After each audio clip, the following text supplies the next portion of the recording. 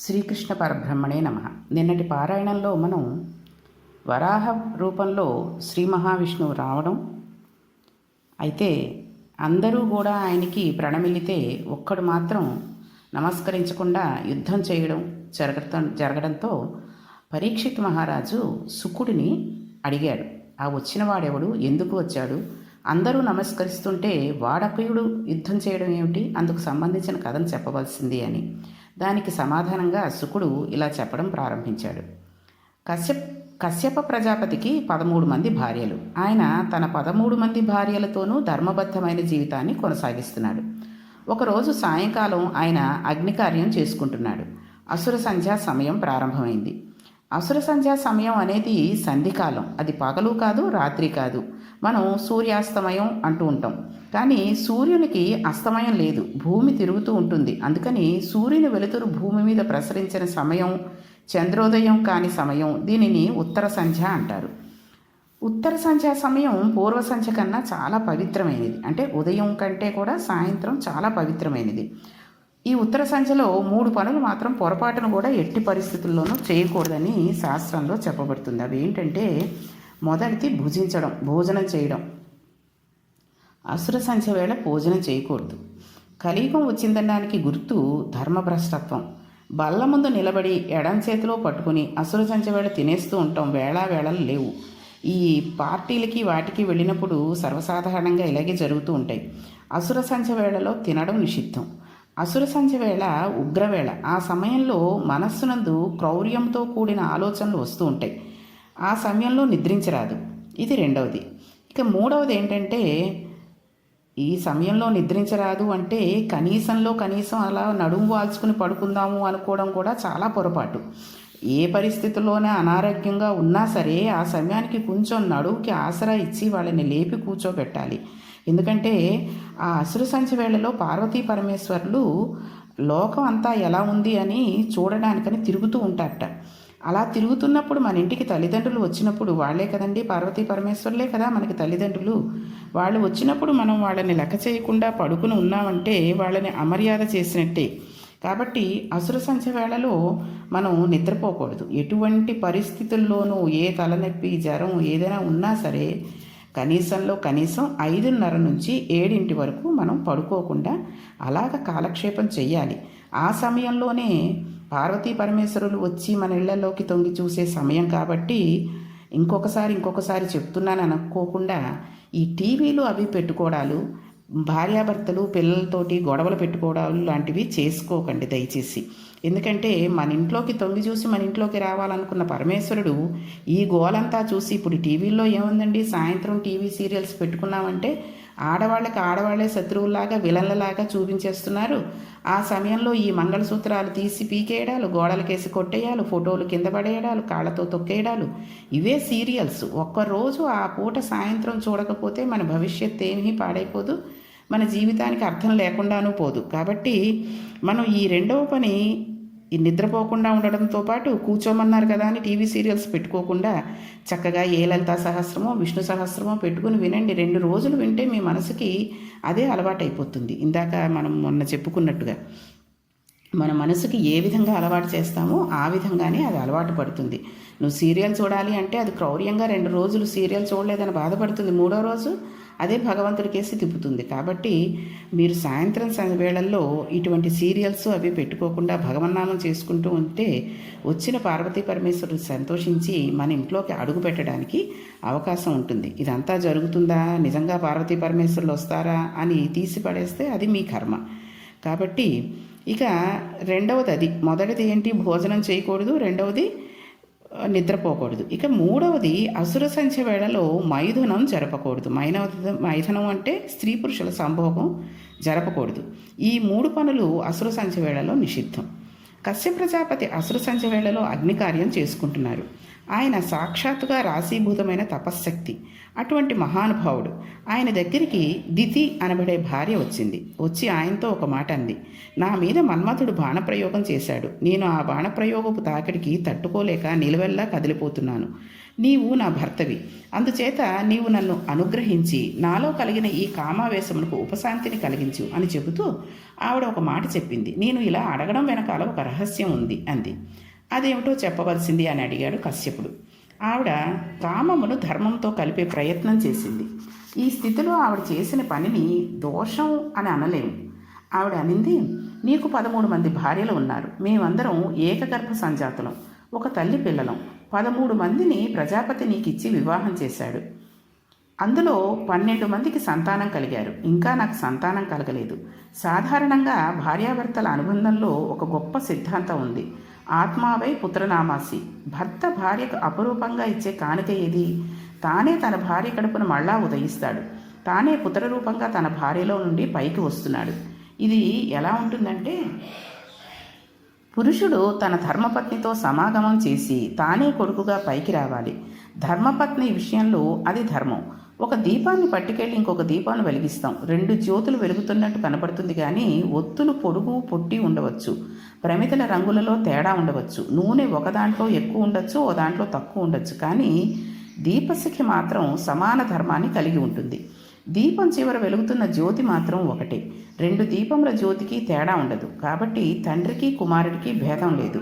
తండ్రికి కుమారుడికి భేదం లేకపోయినా రెండుగా కనబడేటట్లు చేయగలిగిన శక్తి ఈ ప్రపంచంలో ధర్మపత్తి ఒక్కతే. ఆవిడ మాత్రమే ఈ అధికారంను పొంది ఉంటుంది. ఆయన తేజస్సును తాను గ్రహించి తన భర్తను కొడుకుగా ప్రపంచం నందు నడిచేటట్టు చేయగలదు. కాబట్టి నీ తేజస్సును నా యందు ప్రవేశపెట్టమని అడుగుతున్నాను. ధర్మమునకు లోపం ఎక్కడుంది? నాకు సంతానాన్ని కటాక్షించు అంది. ఆవిడ ఎంత ధర్మబద్ధంగా అడిగిందో చూడండి. అసలు ధర్మం కానిది కూడా అంత ధర్మబద్ధంగా అడిగింది. అప్పుడు ఆయన అన్నాడు, దితి, భార్య అంటే ఎవరో తెలుసా? భార్య ఉన్నవాని అదృష్టవంతుడు ప్రపంచమునందు లేడు. శత్రువులు వచ్చినా సరే దుర్భేద్యమైన దుర్గమమునందు కూర్చున్న రాజు ఎంత ధైర్యంగా ఉంటాడో, భార్యను కలిగినవాడు అంత ధైర్యంగా ఉంటాడు. ఇంద్రియముల అలజడిని ధర్మబద్ధం చేయగలిగిన భార్య ఆ దుర్గము వంటిది. ఎందువల్లంటే భార్య అందలి కామము ధర్మబద్ధమైన కామమై పుత్రరూపమున అర్థముగా మారిపోతుంది. ధర్మపత్ని వలన ధర్మబద్ధమైన కామము ధర్మబద్ధమైన పుత్రరూపమున అర్థమునిచ్చి ఆయన గయాశ్రాద్ధం పెట్టడం వలన మోక్షం వైపు నడిపిస్తుంది. కాబట్టి భార్య అనేది సముత్కృష్టమైన స్థానమును అధిరోహించి ఉన్నది. నీ వంటి భార్యను పొంది ఉండడం నా అదృష్టం. ఒకసారి భార్యను పొందిన తర్వాత ఇంటి నిర్వహణ బాధ్యత అంతా భార్య చూసుకుంటుంది. పురుషుడు హాయిగా ధర్మకార్యాచరణనందు ప్రవర్తిస్తాడు. ఆయన చేసిన ప్రతి పుణ్యంలో సగభాగం ఆవిడ ఖాతాలో వేసేస్తారు. కానీ ఆవిడ చేసిన పుణ్యంలో సగభాగం ఆయన ఖాతాలో వేయరు. ధర్మశాస్త్రం అలా చెప్పింది. పురుషుడు తాను పాపకర్మ చేసి ఇంట్లోకి ఏదైనా తీసుకువచ్చి పెట్టినట్లయితే ఆ పాపకర్మలో భాగం భార్యకు కానీ పిల్లలకు కానీ లేదు. పాపకర్మ మొత్తం ఫలితాన్ని తీసుకువెళ్ళి ఆయన ఖాతాలో వేస్తారు.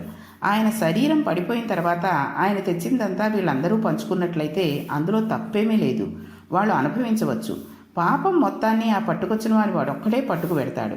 ఈ పాప ఫలితాన్ని ఉత్తర జన్మలలో అనుభవిస్తారు.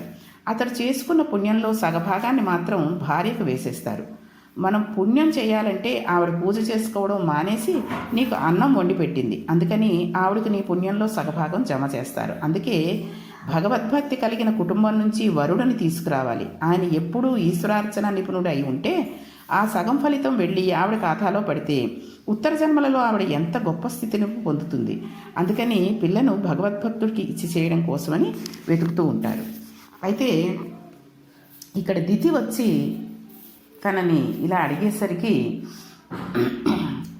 ఆయన అన్నారు, దితి, నీ వంటి భార్య దొరకడం నాకు చాలా సంతోషం. కానీ ఒక మాట చెప్తాను, వినవలసింది.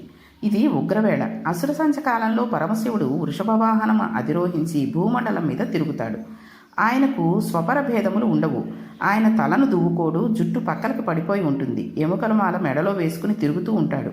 అసుర సంచ వేళలో ఆయన భూమండలమునంతటినీ చూస్తాడు. భూమండలం మీద ప్రతి ప్రాణి వంక చూస్తాడు. ఆ సమయంలో ఆయన వెనకాల భూతగణములు వెడుతూ ఉంటాయి.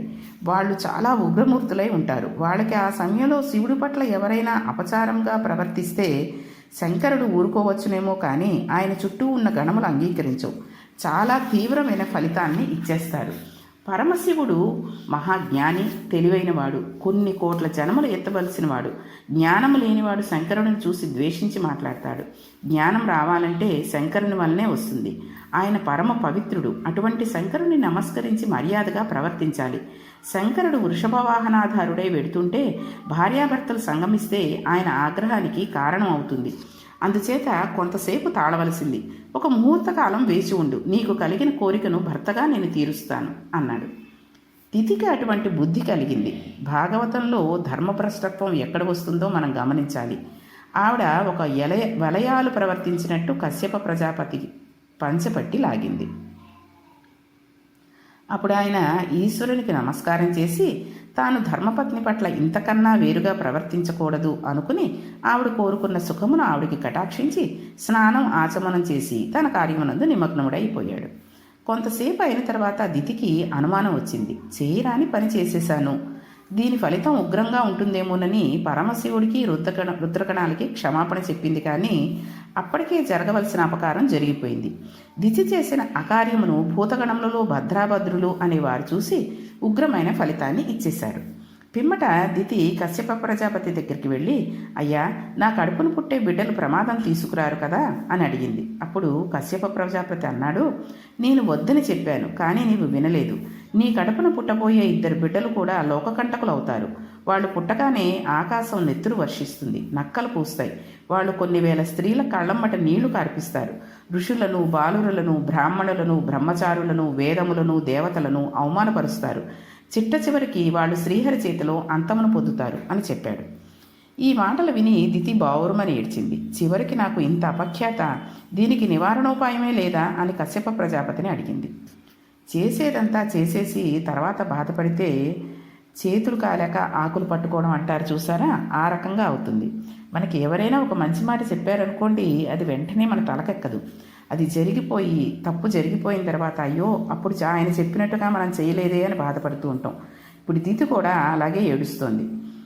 ఆవిడ అడిగిన దానికి కశ్యప ప్రజాపతి అన్నారు, దీనికి పశ్చాత్తాపమే నివారణోపాయం. నీవు చాలా పశ్చాత్తాపం పడుతున్నావు. నీవు చేసిన దోషం పోదు, కానీ నీవు మహాభక్తుడైన మనవడిని పొందుతావు. హిరణ్యాక్ష హిరణ్యకశిపులలో ఒకనికి మహాభక్తుడైన కుమారుడు పుడతాడు. నీ పశ్చాత్తాపం వలన ఒక మహాపురుషుడు, ఒక మహాభక్తుడు జన్మిస్తాడు.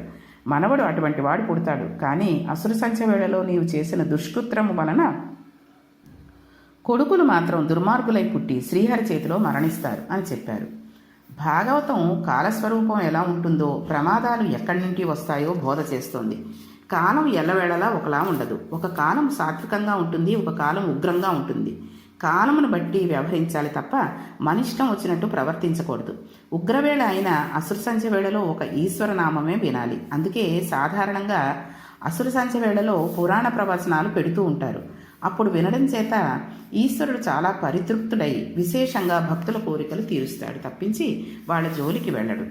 కాబట్టి మనం కూడా ఇక నుంచి అసుర సంధ్య వేళలో, పూర్వ సంధ్య వేళలో కూడా వీలైనంత మటుకు భగవన్నామస్మరణానికి సంబంధించిన శ్లోకాలు అవి పెట్టుకుంటూ టీవీలు అవి పెట్టుకోకుండా చక్కగా భగవత్కృపకి మనం పొందేటట్టుగా చేసుకుందాం. కాబట్టి రేపటి పారాయణంలో దితి వల్ల ఎవరు పుట్టారు, ఏం జరిగింది అనే విషయాన్ని మనం తెలుసుకుందాం. శ్రీకృష్ణ పరబ్రహ్మణే నమః.